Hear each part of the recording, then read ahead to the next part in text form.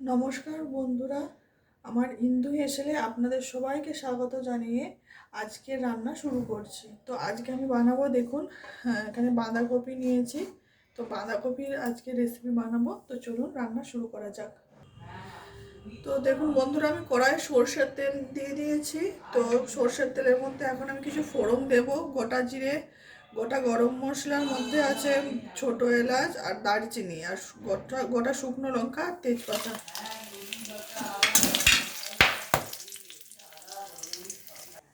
এবার দিয়ে দেবো ছোট ছোট করে আলু কুচিয়ে রেখেছি, সে আলুগুলো দিয়ে দেবো।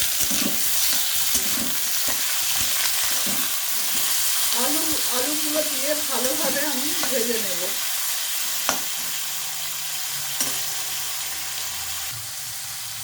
লবণ দিয়ে দেবো, পরিমাণ মতো লবণ দিয়ে দিলাম।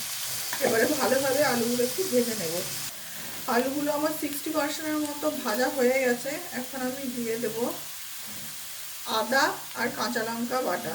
বাঁধাকপির তরকারিতে কিন্তু আদার পরিমাণটা একটু বেশি লাগে, তো আদা বাটাটা একটু বেশি পরিমাণে দিতে হয়, তবে কিন্তু বাঁধাকপির তরকারিটা খেতে খুব ভালো হয়, টেস্টি হয়। তো আদাটা দিয়ে আমি খুব একটা ভাজবো না,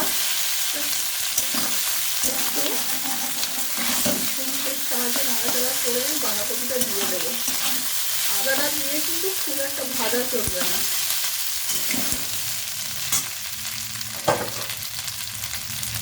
তো এখন আমি দিয়ে দেবো কুচিয়ে রাখা বাঁধাকপিগুলো।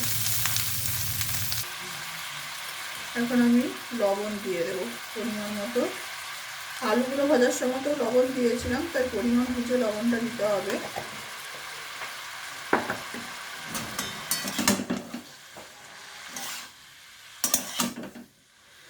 এখন দিয়ে দেবো আমি এই গোটা টমেটো। এইভাবে আমি টমেটোটা দিয়ে আর ঢাকা দিয়ে রেখে দেবো 10-15 মিনিটের মতো। এটা আঁচটা কমিয়ে ঢাকা দিয়ে রেখে দেবো। গোটা টমেটোটা দেওয়ার এটাই কারণ তরকারিতে, কারণ টমেটো অনেক সময় কুচিয়ে দিলে কি হয়, তরকারিটা সেদ্ধ হতে টাইম লাগে। তো সেই ক্ষেত্রে যদি টমেটোটা গোটা তরকারিতে দেওয়া হয়, তরকারিটা সেদ্ধর সময় টমেটোটাও কিন্তু সেদ্ধ হয়ে যাবে। তো তরকারিটা তাড়াতাড়ি সেদ্ধ হয়ে যাবে। আমি এখন একটা ঢাকা দিয়ে দেবো।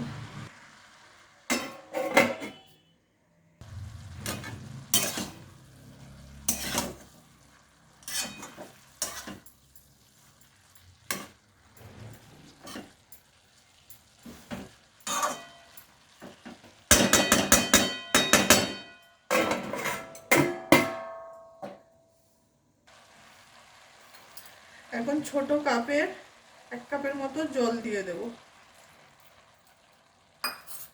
জলটা কিন্তু খুবই কম দিতে হবে। ছোট কাপের 1 কাপের মতো আমি জল দিয়ে দিলাম। এখন আবার ঢাকা দিয়ে দেবো। দেখুন বন্ধুরা, আমার টমেটোটাও সেদ্ধ হয়ে গেছে, গোটা টমেটোটাও সেদ্ধ হয়ে গেছে, আর বাঁধাকপিটাও কিন্তু সেদ্ধ হয়ে গেছে। তো এখন আমি এই টমেটোটা বাঁধাকপিটার সাথে মিশিয়ে নেব।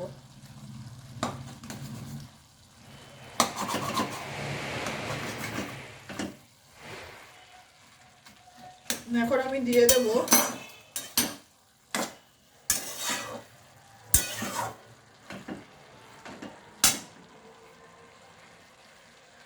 হলুদ গুঁড়ো। হলুদ গুঁড়ো দিয়ে দিলাম, আর দিয়ে দেব জিরের গুঁড়ো,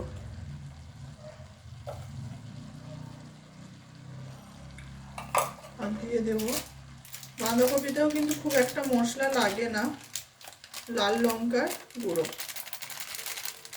অল্প পরিমাণে একটু লাল লঙ্কার গুঁড়ো দিয়ে দেব। এটা ভালোভাবে এখন আমি মিশিয়ে নেব। আর আমি দেব এটাতে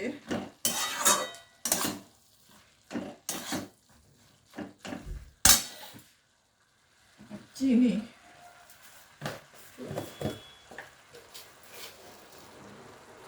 চিনি দিয়ে দেব।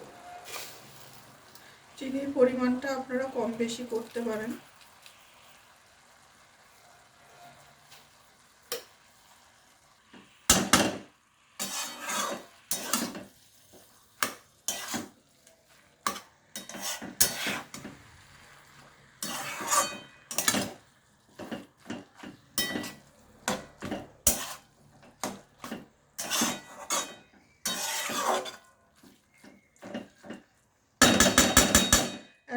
দিয়ে দেব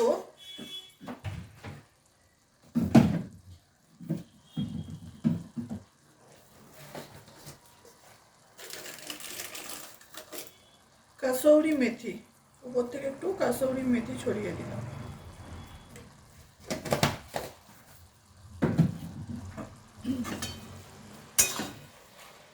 তো এখন আমি আবারও এটা ঢাকা দিয়ে দেব।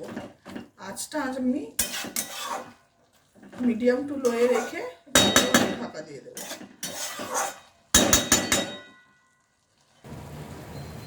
লবণের পরিমাণটা আমার একটু কম হয়েছে, তো আর একটু লবণ দিয়ে দেব আমি।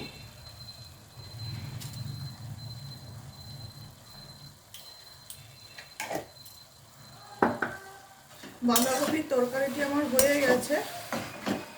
এখন আমি ওপর থেকে দিয়ে দেব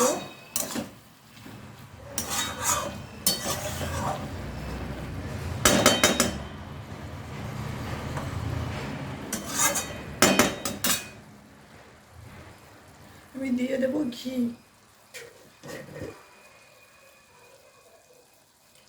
ওর থেকে একটু ঘি দিয়ে দেব।